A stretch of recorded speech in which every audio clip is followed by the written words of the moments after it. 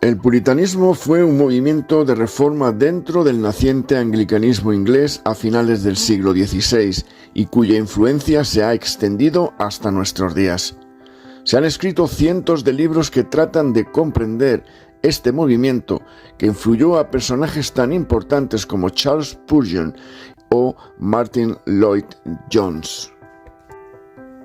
Para comprender el origen de este movimiento, tenemos que irnos hasta las confusiones amorosas del rey Enrique VIII. En 1534 fue promulgada en Inglaterra un acta de supremacía, convirtiendo al rey en cabeza suprema de la Iglesia de Inglaterra. Con la anulación de su matrimonio con Catalina de Aragón, el rey Enrique VIII y el Parlamento separaron la Iglesia de Inglaterra de Roma. En 1536. En 1547, Eduardo VI, hijo de Enrique VIII, se convirtió en rey. Esto permitió un avance rápido del protestantismo en el país. María Tudor, hija de Enrique VIII y Catalina de Aragón, se convirtió en reina en 1553 luego de la muerte temprana de Eduardo VI. Restauró el catolicismo e intensificó la persecución a los protestantes. Muchos protestantes fueron asesinados y cientos huyeron al continente, donde absorbieron los principios doctrinales de los reformadores europeos. Elizabeth I, otra hija de Enrique VIII, ascendió al trono en 1558, estableciendo el Acuerdo Isabelino, que trata de mediar entre la influencia católica y el protestantismo. Pero un incidente muy particular sucedió entre 1567 y 1568. Se produjo una controversia sobre las vestimentas de los clérigos. El motivo de la polémica era si los predicadores tenían que usar los trajes clericales católicos. Esto marcó una creciente impaciencia entre ciertos sectores que argumentaban que la Iglesia de Inglaterra estaba siendo reformada a medias. Estas críticas venían principalmente de los grupos calvinistas ingleses, fuertemente influenciados por la reforma en Suiza, que fueron denominados puritanos, ya que querían purificar a la Iglesia de Inglaterra de las influencias católicas. Pero el trato que recibieron fue hostil.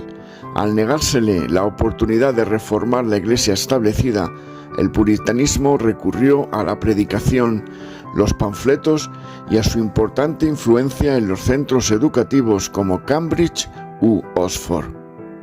Elizabeth I murió en 1603, sin dejar heredero, y se designó como sucesor a Jacobo I, hijo de María Estuardo, que ya gobernaba en Escocia.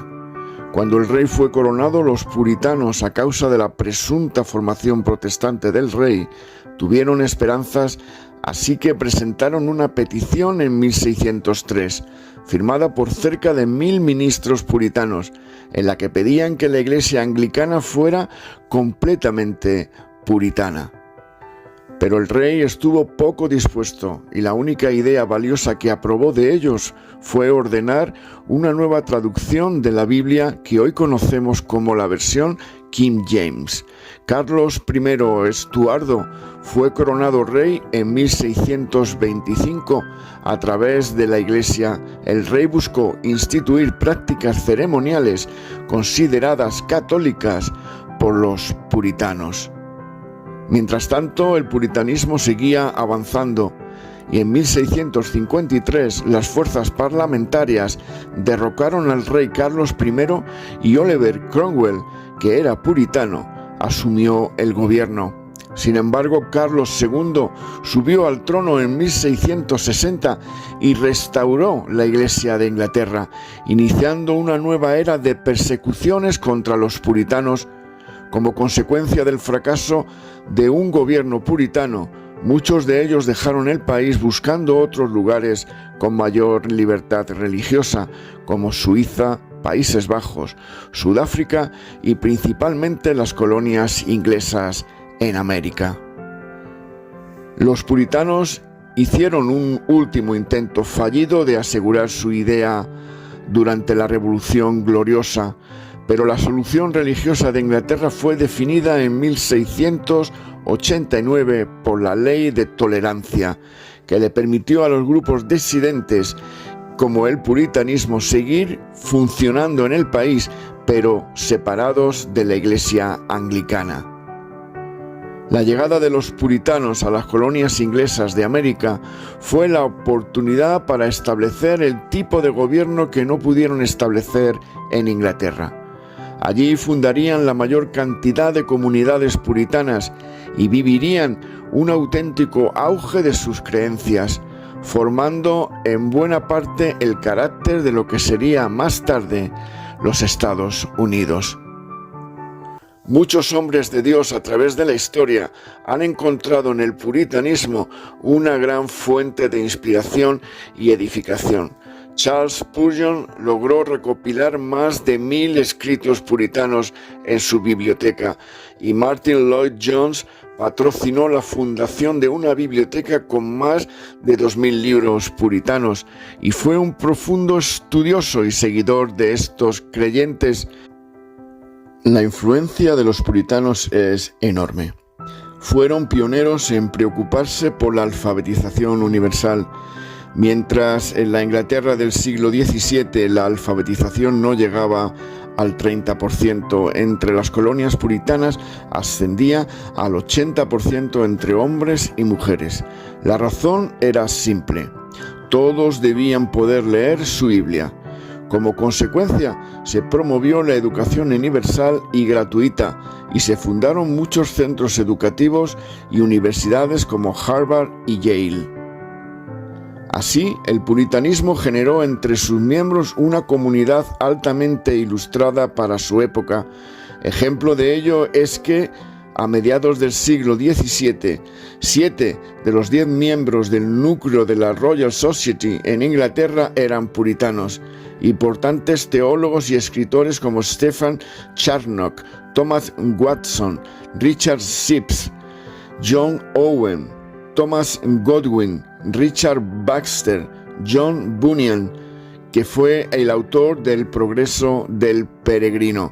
Estos eran puritanos. La mayor producción de teología y doctrinal de estos teólogos y de muchos otros tuvo una invaluable influencia en la vida diaria de todos los creyentes. Los padres puritanos estaban profundamente comprometidos con enseñar las Escrituras a sus hijos y servir como pastores en sus hogares. De la misma manera, los puritanos consideraban que no había una división entre la vida sagrada y la secular. Todo su trabajo debía ser hecho para la gloria de Dios. El trabajo duro fue para los puritanos una parte central de la vida cristiana, y lo que llamamos la ética del trabajo protestante es un regalo transmitido por ellos. Los puritanos tenían una doctrina robusta de Dios, de su gloria, de su soberanía, de su santidad y justicia, nunca desligada de su amor. Tanto sus escritos como sus oraciones muestran una visión de Dios profundamente arraigada a su majestad. Entendieron también que la verdadera adoración es siempre un eco de las Escrituras. Siempre buscaron en la Biblia las respuestas a la verdadera naturaleza, misión y práctica de la Iglesia, y en el proceso edificaron congregaciones con una madurez espiritual y un conocimiento de las Escrituras realmente admirables.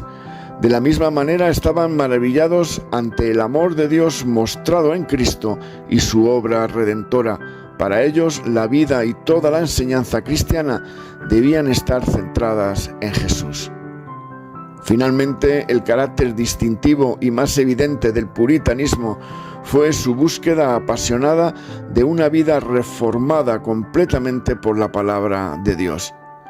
Estos rasgos del puritanismo nos hacen reflexionar sobre algunos problemas que sufrimos en nuestras iglesias hoy, como la excesiva predicación centrada en el hombre, la falta de centralidad de Cristo en la exposición de la palabra, la escasa confrontación sobre el pecado y sobre todo la forma en que la iglesia de hoy ha perdido de vista quién realmente es el Señor.